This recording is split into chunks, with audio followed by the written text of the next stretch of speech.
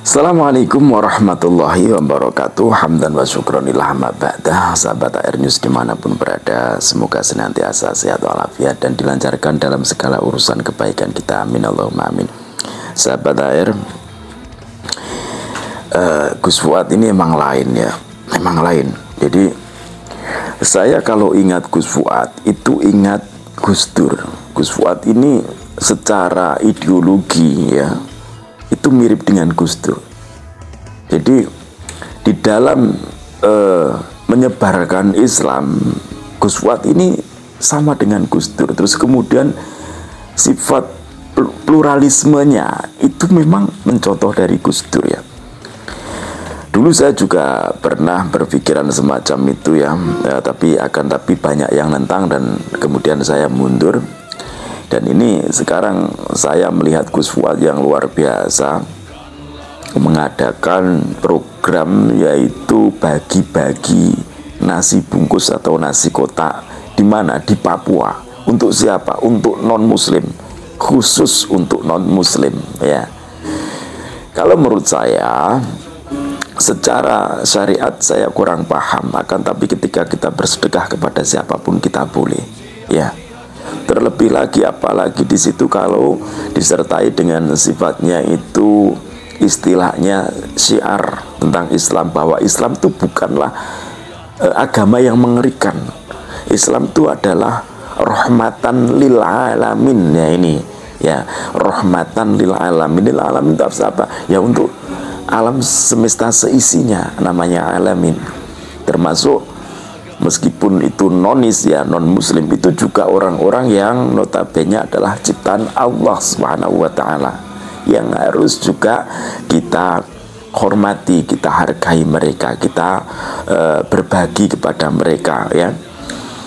Terlebih lagi nonis-nonis itu ketika Ramadan itu juga demikian kan, berburu takjil kemudian dibagikan kepada orang-orang muslim.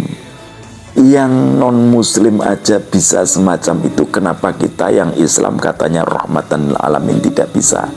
Ini kita simak video Gus Fuad ya, yang membuat program semacam itu. Semoga kita tersentuh ya untuk kemudian mengikuti. Nah, jenengan mau gabung sama saya loh. Saya itu sedang menggarap pribumi Papua. Ayo deki sak Indonesia kabeh don dosa karo pribumi Papua, ya toh? Makanya di sana itu pondok-pondok di sana tak kumpulin tiap Jumat. Ora usah mulang ngaji kowe. Bikin nasi bungkus, kasihkan non muslim pribumi. Jadi tanya, ini kamu pribuminya udah kelihatan dari kulitnya. Muslim atau non muslim? Muslim nggak usah. Non muslim kasih. Nggak usah gitu. Kenapa harus begitu? Ya karena muslim sana harus terurus. Sing urung terurus itu pribumi non muslim. Mana loh? Supaya mereka dekat dengan Islam, dekat dengan Pancasila, ya caranya ngono. Diplomasi nasi. Ini sudah setahun lebih ya jalan ya. Dan tiap pondok itu mulai dari 50 bungkus sekarang udah sampai ada yang 500 bungkus, ada yang lebih dari itu. Jadi nasi kotak tiap Jumat. Sudah ya, mana rakoso ya. Saya bikin korban di sana, apa itu daging korban diberikan pribumi non muslim. Secara fikih rasa aku ora butuh sah-sahan. Ngono lho, aku butuh sedekah. Nyamin korban golek sah wis bola-bali aku wis ngantek malaikat jelas le nyatet. Saya butuh. Lah pendataan korban berarti kan malaikat ngantek jelas le nyatet. Nah ini baru mulai tahun kemarin Gus. Ya kemarin kan mendadak, ini mendadak ya wis sapi siji ya. Besok ya tahun depan insya Allah bisa lebih banyak sapi lah. Di sana ada orang-orang saya di sana boleh, kemudian dibagikan, wah non muslim baru kali ini kan di YouTube ada itu testimoni banyak kan, diwawancari baru kali ini saya dapat ini, mama-mama itu yang kita kasih. Jadi itu tadi ya. Dan ini perlu kita contoh menurut saya, demi apa? Demi persatuan Republik Indonesia agar tidak terpecah belah ya. Karena banyak di antara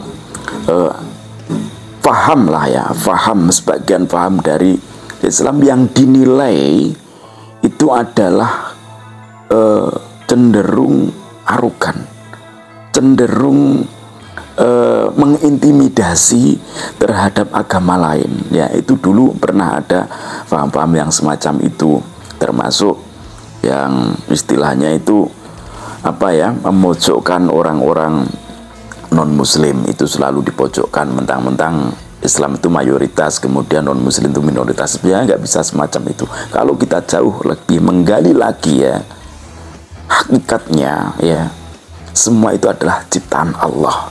Dan ciptaan Allah itu semuanya harus kita hormati. Ya, menghormati ciptaan Allah sama dengan menghormati Allah gitu loh. Ya.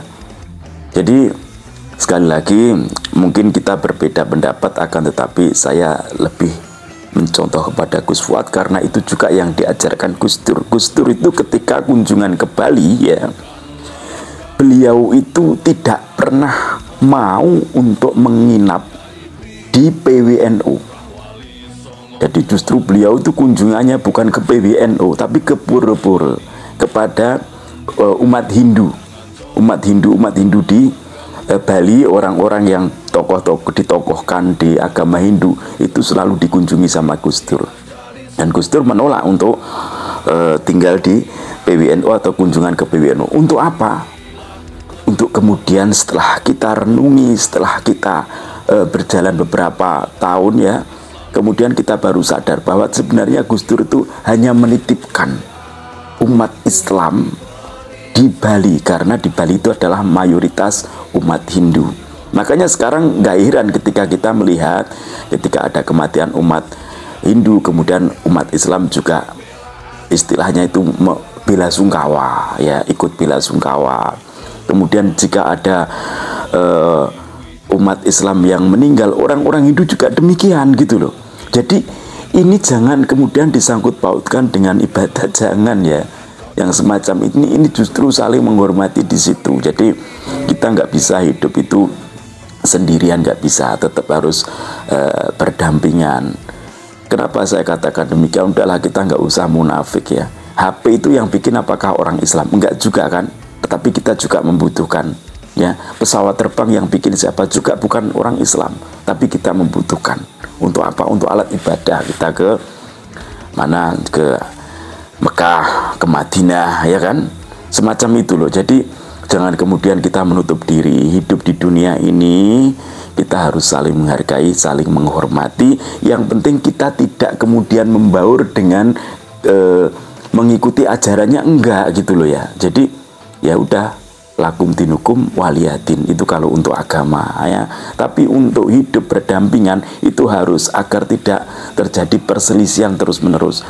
Coba kalau kita yang di Jawa semacam ini kemudian kita itu mengintimidasi setiap warga nonis yang ingin mendirikan tempat ibadah, misalkan semacam itu, seperti yang banyak terjadi di daerah Jawa Barat yaitu. Kemudian bayangkan ketika saudara-saudara kita yang ada di daerah mayoritas non-muslim, ketika saudara kita juga di sana ternyata diintimidasi, bagaimana perasaan kita? Sakit kan? Jadi gitu loh ya. Urusan ibadah adalah urusan pribadi kita kepada Allah, akan tapi kalau urusan kemanusiaan itu tidak harus memandang agama. Hablum minallah ada, hablum minanas juga ada, dan itu harus terjalin semuanya dengan baik, harus kita laksanakan semuanya dengan sebaik-baiknya.